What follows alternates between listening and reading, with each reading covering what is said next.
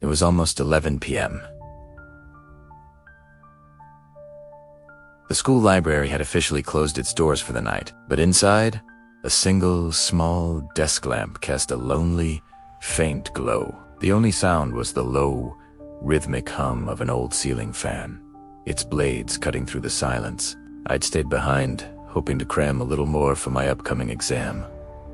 You see, the library was my sanctuary. It was quiet, calm, a place where I could escape all the distractions of the world outside. But that night, something felt different. I could feel it in the air.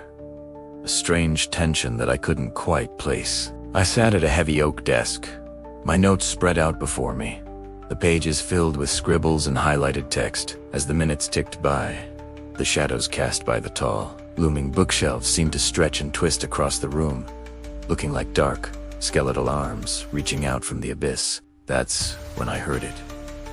A faint, dragging sound. It was rhythmic and slow, like someone limping heavily across the worn linoleum floor. I snapped my head up, my eyes scanning the empty aisles. Nothing. Just rows and rows of silent books and deepening darkness. I tried to dismiss it, to convince myself it was just my tired mind playing tricks on me. But a cold, prickling unease began to creep up my spine, raising the hairs on the back of my neck.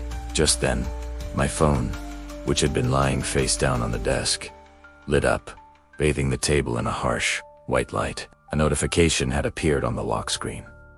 A new message. My heart skipped a beat as I read the words.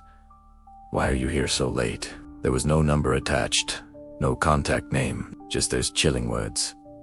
My blood ran cold. Who could possibly know I was here? I unlocked my phone with a trembling thumb, my mind racing. Was it a friend playing a prank? Eat at 2B. I quickly typed back a simple reply. Who is this? The 3 dots appeared almost instantly, indicating the other person was typing. The reply came in a fraction of a second. Just 3 words that made my world stop. I see you. Panic, pure and primal, seized me. I didn't wait for another message. My hands moved on instinct, shoving my books, notes, and pens haphazardly into my bag. The zipper snagged, and I yanked it shut with a frantic pull. I scrambled out of my chair, the legs scraping loudly against the floor, the sound echoing in the oppressive silence. I had to get out. Now. The library's main doors opened into a long, dimly lit corridor. The emergency lights cast long, eerie shadows, and the far end, where the main exit was, seemed miles away. I started walking, quickly at first, my footsteps echoing unnervingly around me. It sounded like someone was walking right behind me, matching my pace. I forced myself not to look back.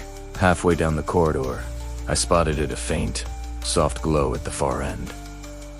Near tech seat, it looked like someone holding up a phone's flashlight. A wave of relief washed over me for a brief second. Maybe it was just another student who had stayed late, or a security guard making their rounds.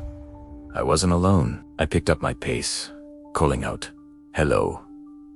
Is someone there?" But as I moved closer, the light didn't get brighter.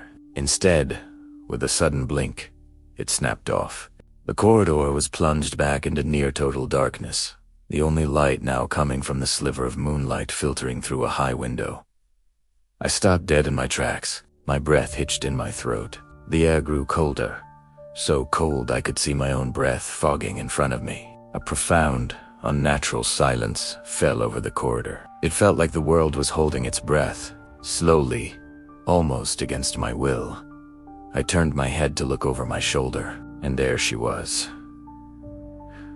A woman, standing just a few feet away from me, shrouded in the deepest part of the shadows. Her clothes were torn and caked with dirt. Her body was twisted at an unnatural angle, as if her bones didn't quite fit together right. Her hair, long and matted, hung over most of her face like a dark veil, but I could see where her eyes should have been. There was only an empty, terrifying darkness.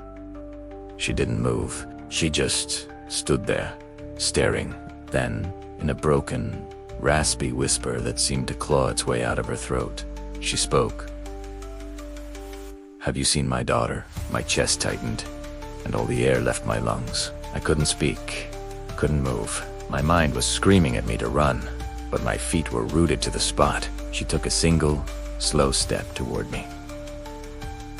Her foot didn't lift off the ground. It dragged, making a high-pitched screeching sound against the floor tiles that grated on my nerves. That sound broke the spell. Finally, finding my voice, I stammered. She went that way. I pointed a shaking finger toward the exit at the end of the hall. Her head turned, not like a person's, but with a stiff, jerky motion, following the direction of my finger. Then, without another word, she turned her twisted body and limped away, her form melting back into the shadows she had emerged from. I let out a shaky, ragged breath I didn't realize I'd been holding. My legs finally obeyed me, and I sprinted toward the exit, my heart pounding against my ribs like a drum. I was almost there, my hand reaching for the push bar on the door. But then, from the darkness behind me, a scream erupted. It wasn't the woman's quiet whisper. This was a full-throated, agonizing shriek filled with rage and despair. She is here. The words didn't just echo. They seemed to vibrate through the very walls, the floor, my bones. It felt like the building itself was screaming at me. My vision blurred, the corridor spinning into a dizzying vortex of light and shadow. I stumbled forward, my legs giving out from under me. The world spun faster and faster, and then everything went black. When you woke up, I wasn't in the cold, dark corridor. I was lying in my own bed, the morning sun streaming through my window. For a moment, I thought it was all a horrible nightmare. But then I saw my bag, still packed, sitting on the floor. My neighbor, an elderly man named Mr. Harrison, came to check on me later that day. He said he'd found me unconscious on the road just outside the school gates late last night and had carried me home. He looked at me with a sad, knowing expression, and then he told me something that I will never, ever forget. Years ago, he explained, there was a woman named Agatha who lived in a small house near our school. She had a young daughter, her only child, who studied there. One day, her daughter was involved in a tragic accident right on the school grounds and didn't survive. The grief was too much for Agatha to bear. They say she lost her mind, wandering the streets day and night, calling out for her child, refusing to believe she was gone.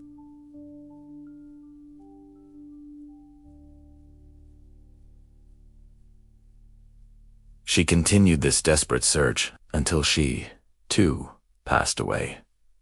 Her body found one morning near the very same school. Since then, people in the neighborhood say her ghost is still here, trapped between worlds, forever searching, still asking anyone she meets the same heartbreaking question, over and over.